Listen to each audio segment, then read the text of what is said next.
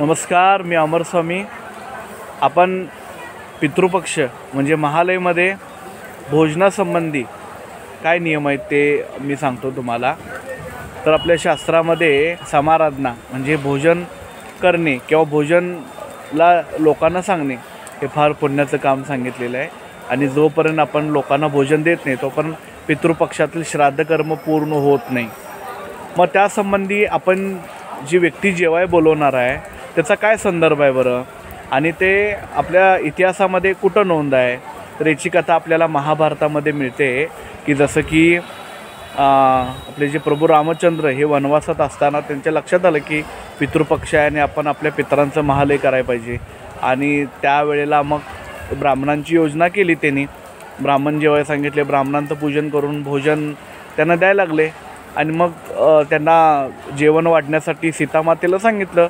सीतामाता त्या ब्राह्मणांच्या पत्रावळीमध्ये भोजन दिली आणि थोडं लक्ष त्यांच्या ब्राह्मणांकडे दिलं. आणि अचानकच तिला आश्चर्यकारक तिला वाटलं आणि ते सगळं जे हातातलं अन्न वाढायचं जे पात्र आहे ते तिथंच टाकून त्या लांब दूर जाऊन बसल्या त्या. आणि मग प्रभू रामचंद्र ब्राह्मण भोजन आपण जे पानात दिलेलं आहे ते तसंच राहू नये, व्यत्यय येऊ नये त्यात, म्हणून त्यानेच ते जे काय अन्न आहे ते ब्राह्मणांना वाढलं. ब्राह्मणांनी भोजन केलं पूर्ण, ते निघून गेले.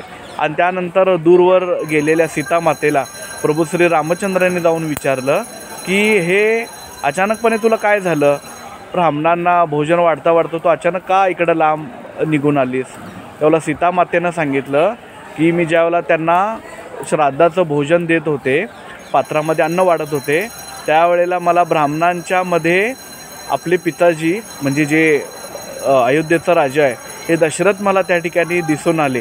आणि ते दिसून आल्यानंतर माझ्या मनात असा भाव आला, जे आपण अन्न खातो, दासींचे दाससुद्धा जे अन्न खात नाहीत ते आपण त्यांना कसं वाढायचं, कारण ते तर अयोध्येचा राजा होऊन गेलेले आहेत. आणि त्यामुळं ते मला वाईट वाटलं, त्यामुळे मी टाकून तिथं आले. सांगायचा भावार्थ असा आहे की जे आपण श्राद्धाच्या दिवशी किंवा त्या पितृपक्षाला जी लोकं जेवाय सांगतो आहे आपण घरामध्ये, तर ती लोकं नसतात, तर त्यांच्या माध्यमातून आपले पित्रच भोजन करायला येत असतात. आणि म्हणून पितृश्राद्ध झाल्यानंतर आपण 5 नैवेद्य काढतो. ते कुठं कुठं बरं, एक देवघरात, एक वरती कावळ्यासाठी, एक तिसरा गाईला, चौथा आहे तो पाण्यामध्ये वगैरे सोडतो, आणि 5वा येतो जे लोक अन्न ग्रहण करायला आलेले आहेत त्यांना देतो. याचा अर्थ काय बरं, समजा आपला जो पितर आहे तो जर पक्ष्यांच्या जन्माला गेला असेल म्हणून घरावर ठेवतो आपण. जर एखाद्या जनावराच्या वगैरे पशूच्या जन्माला गेला असेल म्हणून गाईला देतो आपण.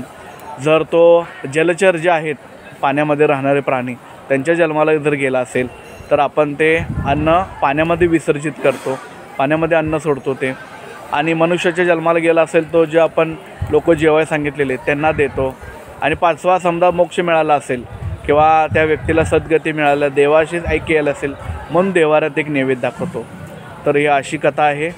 तर तुम्ही हे मी जे श्राद्धासंबंधी पक्षासंबंधी जी माहिती देतो आहे मी रोज बघतो आहे, ते तुम्ही हजारोच्या संख्येनं बघताय.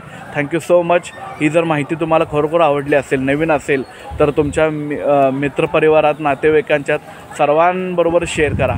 धन्यवाद.